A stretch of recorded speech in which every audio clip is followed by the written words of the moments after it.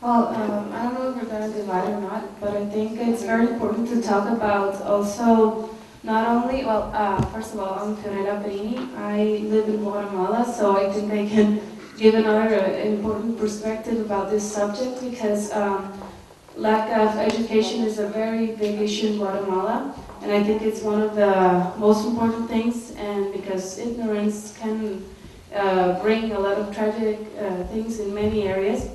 But I think it's very important to think about the family's roles, the parents' roles in this subject, because we can, whatever we do, keep in mind we can't depend on the government or only donations and things. We also have to go to take account of what we have, the resources we have right now.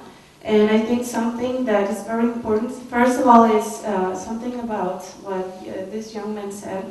In Guatemala, there was a program that every school had to do when they were going to graduate from high school. Part of the program was that they had to go to schools to alphabetize. Is that the right word? Illiterate. Yeah, to make people to teach people how to write and to teach yeah. Because of But why? Because this, well, first of all, it's something that they had to do like obligated, you know. So that's, if you take account of the schools that have resources and they have a level of education, they can go to other schools and have this like part of their program. So this is something that worked in Guatemala. And so they had to do it like as a voluntary work, but it was obligated. Second of all, if we go to the families, for example, before I started kindergarten, my mom was a teacher, and since I was very little, she had like a little book, and she taught me like basic things, basic words, the alphabet and numbers and something. So I think it's very important not only to rely on the education system, but also in the families, that they can be another instrument, like I said, not only depend on the government, because like in my country, it's very hard to expect somebody to do something, so we have to take our own actions and our own courses. And well, it was just basically that. If we divide or not, just take that in count, because like they say, they can take away everything, but they cannot take away our knowledge. And our knowledge is a very good instrument in life.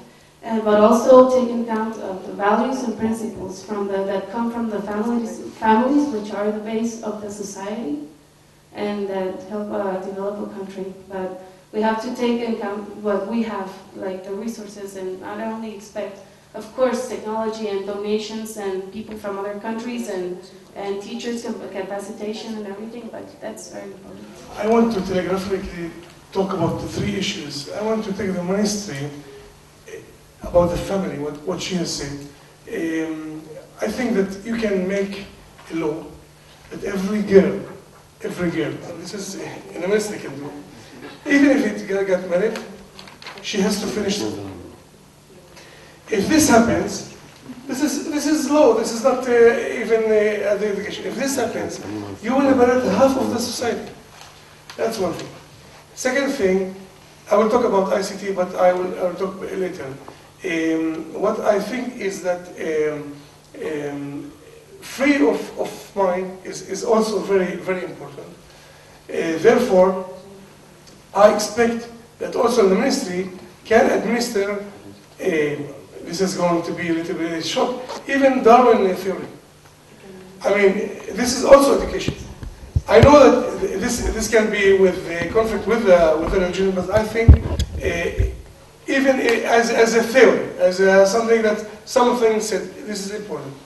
The third thing that I think, what we can make, and I am assured of what Galloway, is that remote learning, of course, if the ICT is implemented.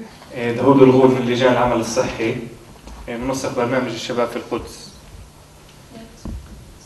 Okay, of course, he's the coordinator of the youth in Jerusalem. حزب الكوميتي. Cool. بدي احكي عن تحديدا القدس، التعليم في القدس. ممكن نحكي التعليم هو بيشمل كثير مراحل، من العائلة، من المدرسة، الجامعة، حتى برا المدرسة والعائلة والجامعة كمان في تربية مهمة ننتبه لها. في القدس في مشكلة كثير كبيرة تشمل كل المشاكل التقليدية اللي موجودة في مناطق ثانية، بالإضافة لمشاكل خاصة في منطقة القدس. Okay, I will talk about education in Jerusalem from all its phases, from family to school and up till university academic learning. In Jerusalem, there is a big problem, accumulating and very unique problems that concern Jerusalem, extra to the problems that the ministry representative has put on the table. واحدة من المشاكل الأساسية موجودة بالقدس، في عندنا 4 أو 5 أنواع من المدارس. في عندنا مدارس تابعة لوزارة التربية والتعليم الفلسطينية، في مدارس تابعة لبلدية القدس الإسرائيلية، بلدية الاحتلال، في مدارس تابعة لوكالة إغاثة اللاجئين الأونروا، في مدارس خاصة، وهي هاي مجموعة من الأنواع من المدارس. مدارس There are 5 kinds of schools in Jerusalem. The one related to the Ministry of Education, the Palestinians, Ministry of Education. One is related to the municipality of Jerusalem, which is the occupation. One is connected or related to the UNRWA, and the fourth, I counted 4. The fourth is private schools. I think if I'm not mistaken, it's called church-related schools. Yes. المدارس التابعة لبلدية الاحتلال بتمارس سياسة منهجة لتجهيل الطلبة الفلسطينيين. Okay, the schools that are related to the Jerusalem municipality, they make what you have said, تجهيل, uneducating the pupils. Again, تجهيل is a very hard word. Making people illiterate. I mean, schools that they work against the education. They don't want to teach. I don't know what do they do. It is interesting. Okay. بالإضافة لأنه المدارس الخاصة هي مدارس كثير مكلفة لتكاليف الدفع الرسوم، مش كل الناس بيقدروا يسجلوا أبنائهم في هاي المدارس. نحكي كمان عن مدارس التربية والتعليم اللي هي بتواجه مجموعة كبيرة من المشاكل. Okay, the private schools are highly expensive, which is to say that only rich or upper middle class can apply to it. And about education. مدارس التابعة لوزارة التربية والتعليم، من أكبر المشاكل ممكن نلاحظها الأبنية اللي موجودة للمدارس. ممكن ندخل على صف صغير فيه 30 طالب، وصفوف أكبر شوي فيها أكثر من 50 طالب بنفس الصف، وهي واحدة من المشاكل الرئيسية في المدارس الموجودة بالقدس. Okay, again talking about the infrastructure.